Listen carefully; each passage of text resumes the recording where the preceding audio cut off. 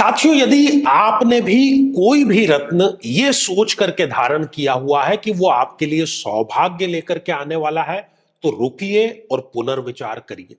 क्योंकि रिसर्च ये कह रही है और हमारा जो अनुभव है वो भी यही कहता है कि लगभग लगभग 50% लोगों ने गलत रत्न धारण किए हुए हैं और फिर वो इस विधा को, इस शास्त्र को गलत ठहराते हैं कि भाई मुझे तो कोई फायदा हुआ नहीं।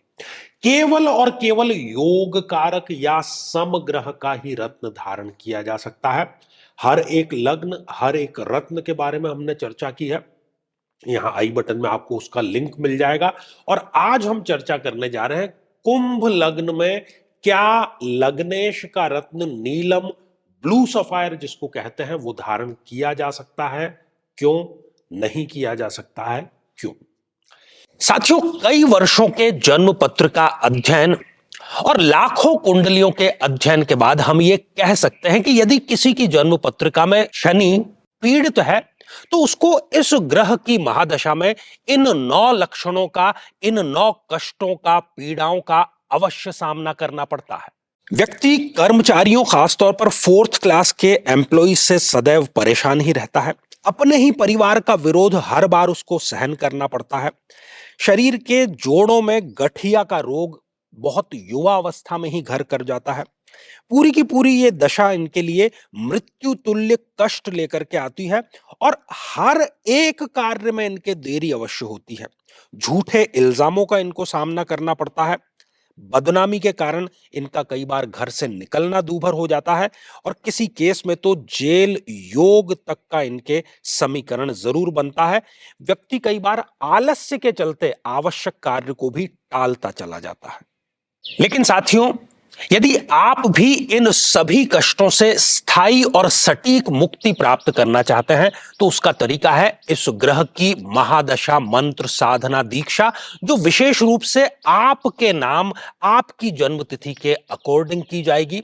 और गुरु दीक्षा के माध्यम से अभिमंत्रित माला भी आपको प्रदान की जाएगी, ताकि न केवल ये सारे कष्ट दूर हों, बल्कि ये पूरी की पूरी महादशा आपके लिए शांतिदायक और सुख समृद्धिदायक साबित हो।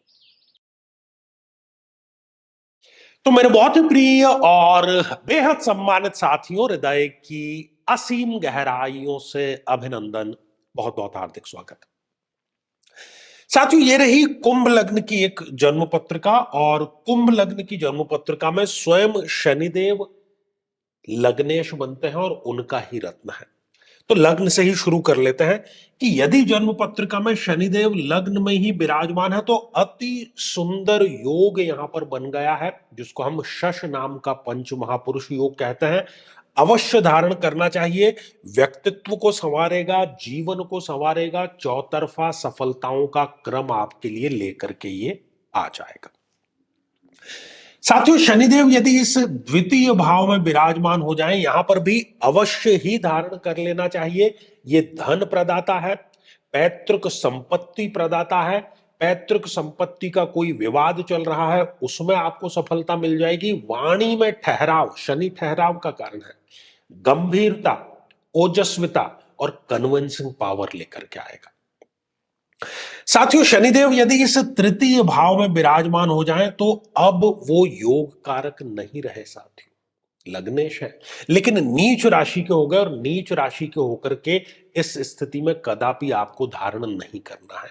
यदि आपने धारण कर लिया तो ये डुबोने का कार्य करेगा। रिस्क थोड़ी भी ले ली तो ये डुबो देगा। सपने ये बहुत बड़े बड़े आपको दिखाएगा ताकि आप रिस्क ले और फिर उसमें ये बर्बादी आपको सुनिश्चित कर लेगा। भाइयों से भी यह संबंध व्यक्ति के खराब करता है। साथियों, शनिदेव यदि इस चतुर्थ भाव में विराजमान हो जाए, अति उत्तम स्थिति। अवश्य ही नीलम आपको धारण करना चाहिए। माता के स्वास्थ्य को लेकर को कोई चिंता है उसको ये दूर करेगा। अपने सपनों का मकान, अपने सपनों की गाड़ी ये आपको दिलाएगा और जितनी भौतिक सुख सुविधाएं होती है मटेरियल वर्ल्ड की, वो सभी आपको अवश्य दिलाएगा। साथियों, शनिदेव यदि इस पंचम भाव में विराजमान हो जाए, अति उत्तम स्थिति। अवश्य ही नीलम आपको धारण करना चाहिए। संतान प्राप्ति में कोई बाधा है वो दूर होगी। प्रेम में कोई बाधा है वो दूर होगी। प्रेम संबंधों को यदि आप परिणित विवाह में करना चाहते हैं तो उसमें भी ये सफलता आपको देगा। शेयर मार्केट का कार्य करते हैं तो उसमें भी आपको सफलता अवश्य सुनिश्चित करेगा। साथियों यही शनिदेव यदि इस छठे भाव में विराजमान हो जाए तो गलती से भी धारण नहीं करना है, क्योंकि अब वो योग कारक नहीं रहे, ये रोग कारक हो गए हैं। पहनेंगे तो रोग उत्पन्न होगा, नर्वस सिस्टम का, जोड़ों का, पैरों का, घुटनों का, ये सारी समस्याएं ये आपको दे देगा। ऋण लेकर के ऋण जाल में फंसने का ये कार्य कर देगा इस अवस्था में, और साथ ही छोटी बड़ी जेल यात्रा का योग भी ये अवश्य बना देता है। साथियों यदि यही शनिदेव इस सप्तम भाव में विराजमान हो जाए, आप पहनिए। यदि विवाह नहीं हो पा रहा है, हो जाएगा। दाम्पत्य जीवन में कोई खटास है, उसमें भी सफलता आपको मिलेगी, मधुर बनेंगे संबंध। और यदि आप कोई व्यापार करते हैं पार्टनरशिप में, उसमें भी ये सफलता आपको अवश्य दिलाएगा। साथियों यही शनिदेव यदि इस अष्टम, इस मृत्यु के भाव में विराजमान हो जाए तो अब वो योग कारक नहीं रहे। इस स्थिति में आपको धारण नहीं करना है। यदि आप धारण करेंगे तो मृत्यु तुल्य कष्ट लेकर के ये आएगा। बीमारियां शरीर में जो नाम लेंगे, मल्टीपल बीमारियां ये दे देगा। छोटी बड़ी जेल यात्रा, कोर्ट कचहरी, मुकदमा, अज्ञात भय और ससुराल से संबंध बेहद खराब कर देना। साथियों शनिदेव उच्च राशि के होकर के और इस नवम भाव में विराजमान है, अवश्य ही आपको धारण करना चाहिए। ये अति भाग्योदय कारक है। व्यक्ति को न केवल प्रोफेशनल फील्ड में बल्कि आध्यात्मिक फील्ड में भी ये कई गुना आगे ले जाने का कार्य करता है, और मीटिंग्स और विदेश यात्राएं सब फ्रूटफुल रहने वाली है। साथियों यदि यही शनिदेव इस दशम भाव में विराजमान हो जाए, अवश्य ही आप धारण करें। पैतृक संपदा के लिए ये अच्छा रहेगा। पद प्राप्ति आपके लिए अच्छा रहेगा। ब्यूरोक्रेट्स, पॉलिटिशियन को ये अवश्य धारण करना चाहिए। और जो स्टूडेंट हैं, तैयारी कर रहे हैं कॉम्पिटिटिव एग्जामिनेशन की उच्च स्तर के, उनके लिए ये बहुत सुंदर स्थिति है। अनुशासन जीवन में ये लेकर के अवश्य आएगा। साथियों यही शनिदेव इस एकादश भाव में यदि विराजमान हो जाए, अति उत्तम स्थिति है, अवश्य धारण करना चाहिए। ये धारण करने से क्या होगा? आय बढ़ेगी, इच्छा पूर्ति होगी, विशेषज्ञता बढ़ेगी, नेतृत्व क्षमता आपके बढ़ेगी। साथियों स्वग्रही होकर के इस द्वादश भाव में यदि शनिदेव विराजमान है तो कई लोगों को यह गलतफहमी है कि अपने ही भाव में है। नहीं साथियों, ये गलत हो गया है कार्य। ठीक है, इस समय आपको नीलम नहीं धारण करना है। यदि धारण करेंगे, खर्चों में, बीमारियों में बढ़ोतरी होगी। खासतौर पर जो वृद्धावस्था, प्रौढ़ावस्था के बाद की बीमारियां होती है, उसकी ये लाइन एक प्रकार से लगा देगा। छोटी बड़ी जेल यात्रा, कोर्ट कचहरी, मुकदमा, अज्ञात भय, शत्रुता, ये आपको अवश्य दे देगा। तो लग्नेश होते हुए भी तृतीय भाव में, छठे भाव में, आठवें भाव में, 12वें भाव में आपको कदापि धारण नहीं करना है। अन्य भावों में आप धारण कर सकते हैं।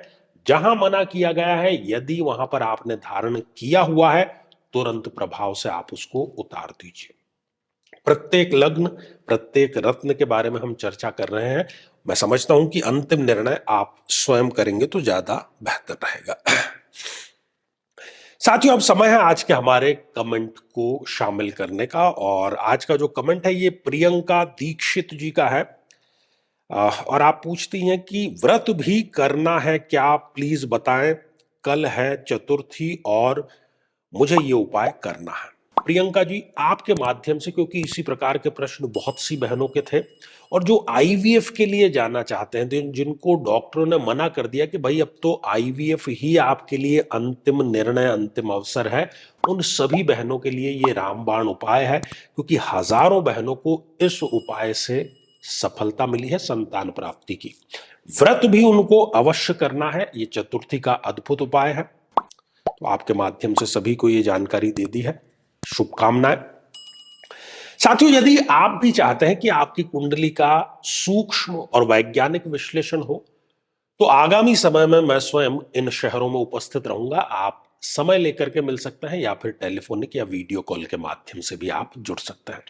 और यदि आप चाहते हैं कि आपके किसी एक प्रश्न का निःशुल्क मार्गदर्शन किया जाए, तो उसके लिए आप हमारे इस वीडियो को हाइप कीजिए और उसका स्क्रीनशॉट दिए गए व्हाट्सएप नंबर पर भेज दीजिए। प्रति शनिवार दोपहर 3 बजे हम लाइव कार्यक्रम लेकर के आते हैं, उसमें आपके जो कमेंट है उसको हम शामिल अवश्य करेंगे। तो साथियों, इसी मंगल कामना के साथ में कि आप सभी स्वस्थ, समृद्ध और शांतिपूर्वक जीवन व्यतीत करें।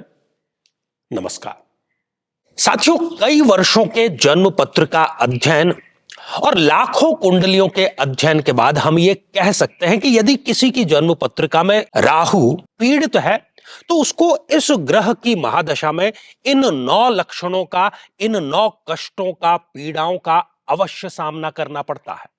ये भ्रम की स्थिति पैदा कर देता है। व्यक्ति ये निर्णय नहीं ले पाता कि उसके लिए सही क्या है, गलत क्या है, और यदि वो निर्णय ले भी लेता है तो वो निर्णय उसके लिए आत्मघाती साबित होता है। हर एक कार्य में हानि, हर एक कार्य में आकस्मिक समस्याएं सदैव खड़ी रहती है। व्यक्ति नशे की तरफ आकर्षित होता है और उसमें डूब भी वो जाता है। अपने ही लोगों से उसको धोखा मिलता है। विवाह के पश्चात विधवा या विधुर योग भी उसके निर्मित हो जाता है। नाहक ही बदनामी, अच्छा कार्य करने के बावजूद भी बदनामी इसको प्राप्त होती है। छोटी बड़ी जेल यात्रा का योग भी यहां पर निर्मित होता है और घर में सदैव गृह कलेश का वातावरण बना रहता है। लेकिन साथियों, यदि आप भी इन सभी कष्टों से स्थायी और सटीक मुक्ति प्राप्त करना चाहते हैं तो उसका तरीका है इस ग्रह की महादशा मंत्र साधना दीक्षा, जो विशेष रूप से आपके नाम, आपकी जन्मतिथि के अकॉर्डिंग की जाएगी। और गुरु दीक्षा के माध्यम से अभिमंत्रित माला भी आपको प्रदान की जाएगी, ताकि न केवल ये सारे कष्ट दूर हों, बल्कि ये पूरी की पूरी महादशा आपके लिए शांतिदायक और सुख समृद्धिदायक साबित हो। साथियों, कई वर्षों के जन्म पत्र का अध्ययन और लाखों कुंडलियों के अध्ययन के बाद हम ये कह सकते हैं कि यदि किसी की जन्म पत्रिका में केतु पीड़ित है तो उसको इस ग्रह की महादशा में इन 9 लक्षणों का, इन 9 कष्टों का, पीड़ाओं का अवश्य सामना करना पड़ता है। किसी न किसी प्रकार की तंत्र बाधा का बना रहना, बहुत आसानी से और बहुत जल्दी नजर लग जाना, त्वचा अर्थात स्किन से संबंधित रोग हो जाना, व्यक्ति का अकेलेपन का शिकार हो जाना, किसी न किसी प्रकार का झूठा कोर्ट केस इन पर होता है। व्यक्ति डिप्रेशन में जाकर के नशे का सेवन करना शुरू कर देता है। कितना ही अच्छा कार्य करे लेकिन उसके पक्ष में केवल बदनामी ही आ जाती है। शत्रु जिधर देखो उधर नए नए पैतरे अपनाते रहते हैं और व्यक्ति घर में भी गृह कलेश का शिकार होता रहता है। लेकिन साथियों, यदि आप भी इन सभी कष्टों से स्थायी और सटीक मुक्ति प्राप्त करना चाहते हैं तो उसका तरीका है इस ग्रह की महादशा मंत्र साधना दीक्षा, जो विशेष रूप से आपके नाम, आपकी जन्मतिथि के अकॉर्डिंग की जाएगी। और गुरु दीक्षा के माध्यम से अभिमंत्रित माला भी आपको प्रदान की जाएगी, ताकि न केवल ये सारे कष्ट दूर हों, बल्कि ये पूरी की पूरी महादशा आपके लिए शांतिदायक और सुख समृद्धिदायक साबित हो।